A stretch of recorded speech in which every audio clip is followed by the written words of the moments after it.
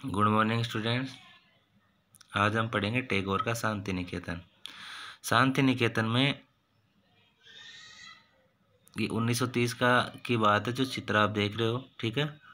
और आसपास का माहौल देखिए, चारों तरफ पेड़ और खुली जगह है और वहाँ कक्षा चल रही है शांति निकेतन में।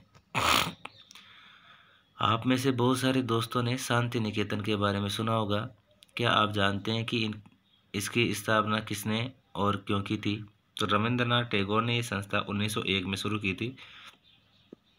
टैगोर जब बच्चे थे तो स्कूल जाने से बहुत चिढ़ते थे। वहाँ उनका दम घुटता था। उन्हें स्कूल का माहौल दमनकारी लगता था। टैगोर को ऐसे लगता था मानो स्कूल कोई जेल हो, क्योंकि वहाँ बच्चे मनचाहा कभी नहीं कर पाते थे। जब दूसरे बच्चे शिक्षक को सुन रहे होते थे, टैगोर का दिमाग कहीं और भटक रहा होता था। कलकत्ता के अपने स्कूल जीवन के अनुभवों ने शिक्षा के बारे में टैगोर के विचारों को काफ़ी प्रभावित किया।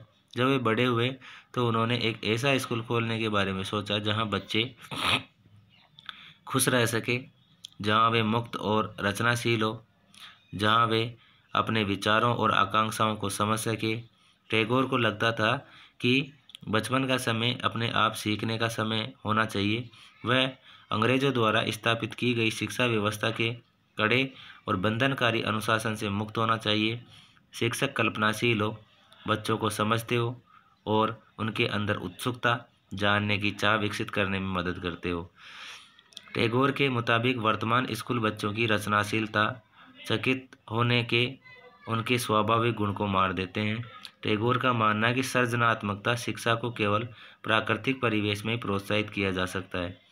इसीलिए उन्होंने कलकत्ता से 100 किलोमीटर दूर एक ग्रामीण परिवेश में अपना स्कूल खोलने का फैसला लिया।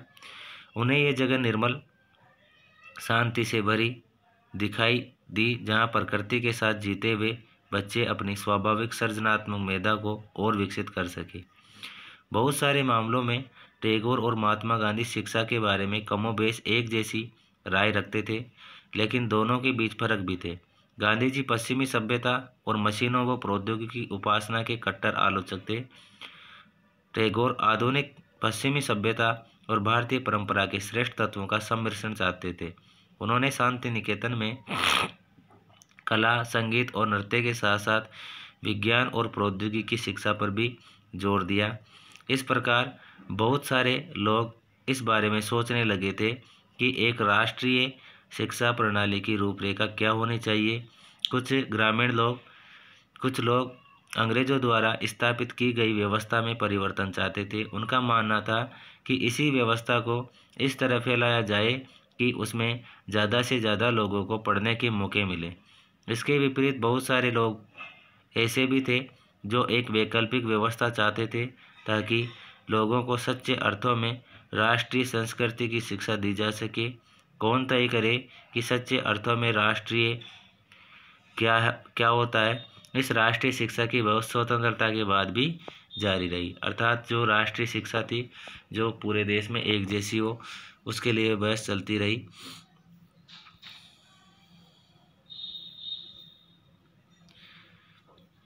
तो आपका ये जो लेसन है वो ख़त्म हो चुका है।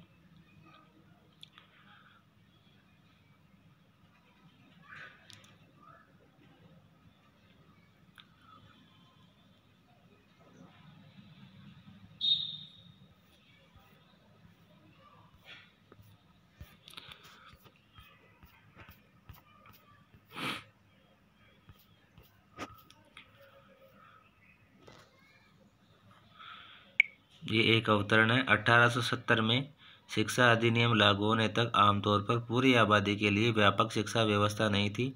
बाल मजदूरी बहुत बड़े पैमाने पर थी, इसलिए गरीब अपने बच्चों को स्कूल नहीं भेज पाते थे। परिवार चलाने के लिए उनकी आय महत्वपूर्ण थी। स्कूल भी बहुत कम थे। ज़्यादातर स्कूल चर्च या रईसों द्वारा स्थापित किए गए थे।